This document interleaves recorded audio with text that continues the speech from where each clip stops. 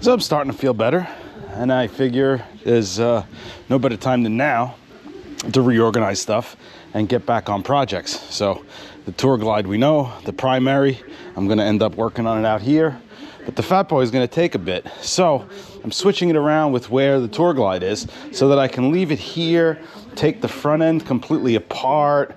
You can see the forks are pretty bent, but it still gives me the room to climb in here and do any repairs that might need to be done here, and stays generally out of the way for the rest of the work that I have to do.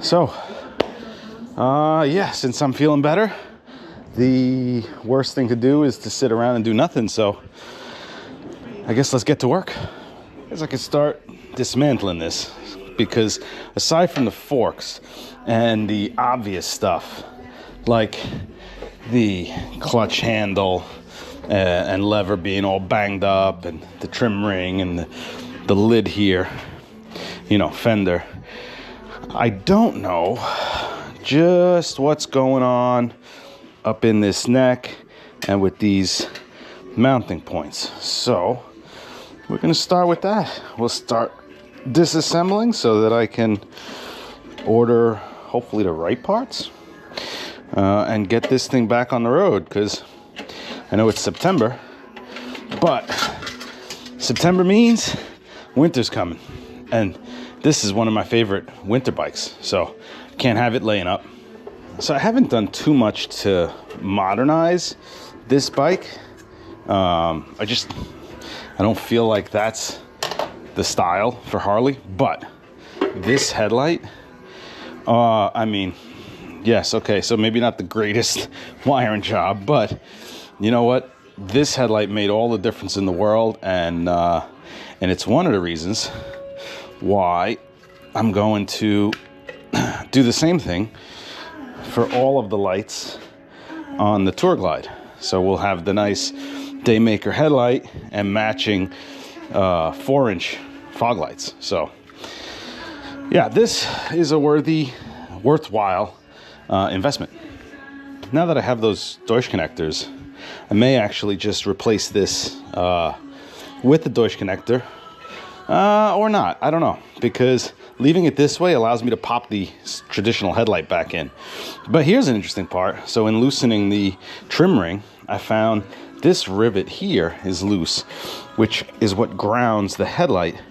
Now, I haven't had any problems with that, but that could be something that'll, you know, bite you in the ass down the road when you're chasing a bad ground or a poor ground, especially since this ground appears to feed something else on the motorcycle itself. So I'm gonna have to fix that up, either a new rivet or a small nut and bolt, something, but that's got to get fixed up.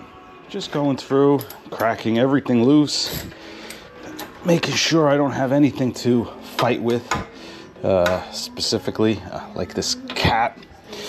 But yeah, just making sure everything is loose so that this assembly should be easier. So far, so good. They don't look all too bad, to be honest. I think the forks just make it look so much worse than it is, because the way they're bent and whacked out. I don't know. But yeah, I don't particularly think this is all that bad to fix up. I will say I'm probably not going to fix everything in one shot, but to make sure this thing is roadworthy, set of forks, whatever's needed up here, tire, which I already have, check the axle, shifter pegs, those are both missing. Other than that, it should run and ride. You know, I'll worry about finding the tank, you know, when they turn up, scour eBay and stuff, figure out this engine guard. I guess it did a good job. The engine's protected. Rest of it's, you know, not so good. But we're getting there. So interesting things that I'm finding already. So the forks on this bike are held in by these two bigger bolts with seals on the top, and by these two, or what should be two bolts that clamp it on the bottom, except that this one is broke clear off inside the threads. So that's curious. Did that happen in the accident, or did that loosen up and cause the front end to move around to then cause the accident? This is it's a good question. I guess we'll find out more as we continue to take this apart. Just going slowly, disassembling here, trying to get all these forks apart. But what you can see is just how bent those forks got. But yeah, I'm just taking my time with it because I still have 5 fractured ribs that are healing. Now, granted, they're healing pretty good, and you know, I'm grateful for that, but I can still feel it. So I've been fortunate on this motorcycle so far that nothing has been seized or, you know, overly tightened or whatever, aside from this broken bolt. Now, everything else is coming apart pretty good. Some of the wiring on this bike that was done in the past had just soldered or butt connectors, so I clipped the wires for the headlight and for the turn signals. Yeah, so I'll end up rewiring this with the Deutsch connectors like I had just learned how to use on the Tour Glide. But it's just coming apart all right. Everything, like I said, is pretty loose. I'm gonna drop that front wheel off, get this fender out of the way, and we're getting there. This fender is unfortunately junk, but it should be, I think, relatively easy to replace or to find. I mean, this is just a black fender that's been sanded down. Same with the tanks and the rear fender. So if I can just find a black fender, I probably could get away with it and yeah, just scuff it down and see. But for now, she's done and out of the way. All right, let's get the brake caliper off. And I think that's the last big piece. I have the nut loose for the axle. So I think the brake caliper is the last big piece holding this wheel on, or I shouldn't say holding it on, keeping me from removing the wheel. So there's that. But we'll take care of this. Get this caliper out of the way in no time.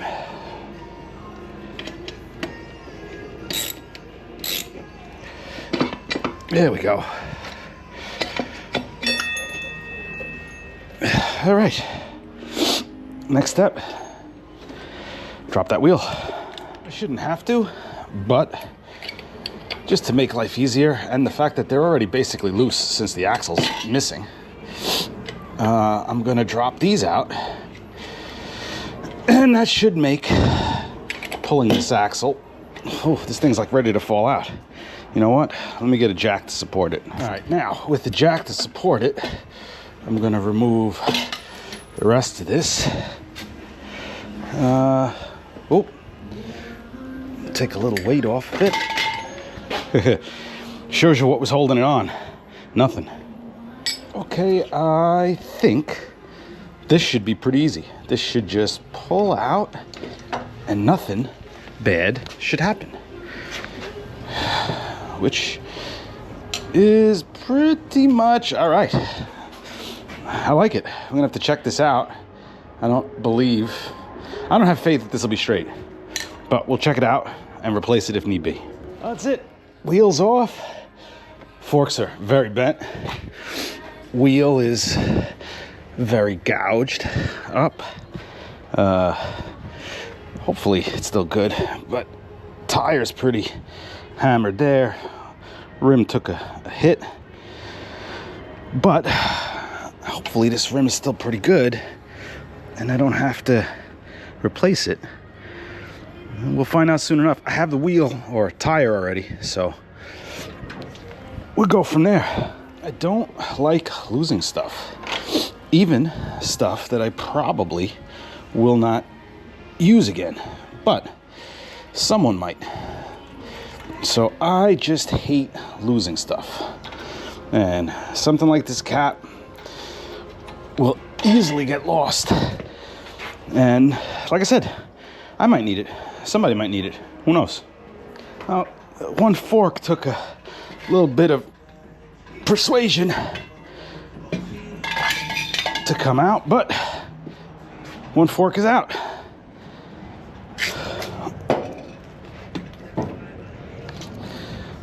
Now for fork 2. This is the bolt that is broken on the right side of the bike that actually clamps the fork down.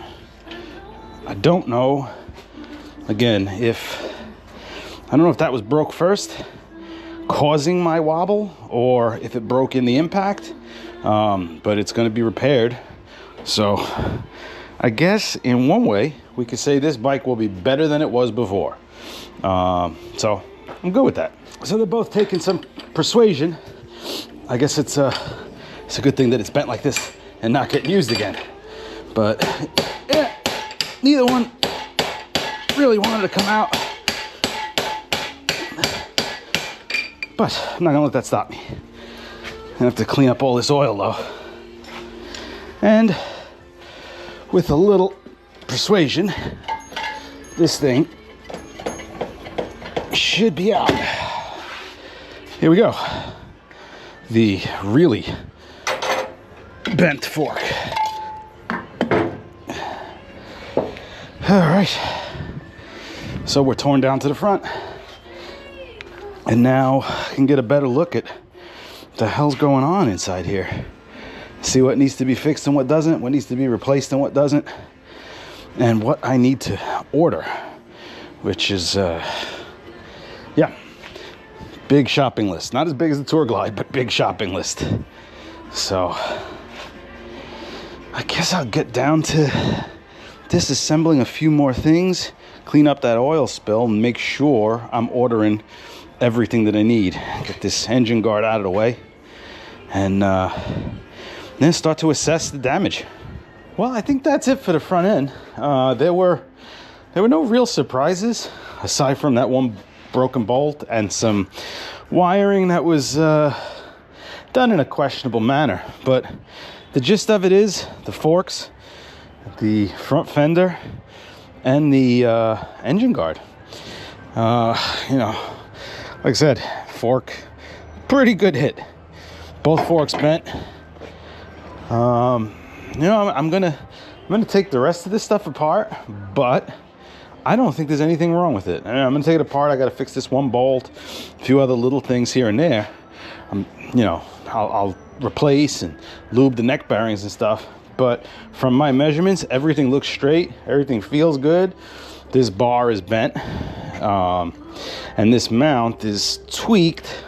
I don't know if it's because the bar is bent or if this mount needs to be replaced.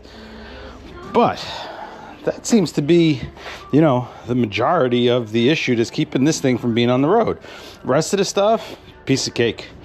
All right. So now I know for sure what I have to order, what I don't have to order, a few little pieces of trim or whatever, and we can wait for parts to come while I get back on the bike that I have parts for. So next time I see you, I'll be working on that. Until then, have a great day.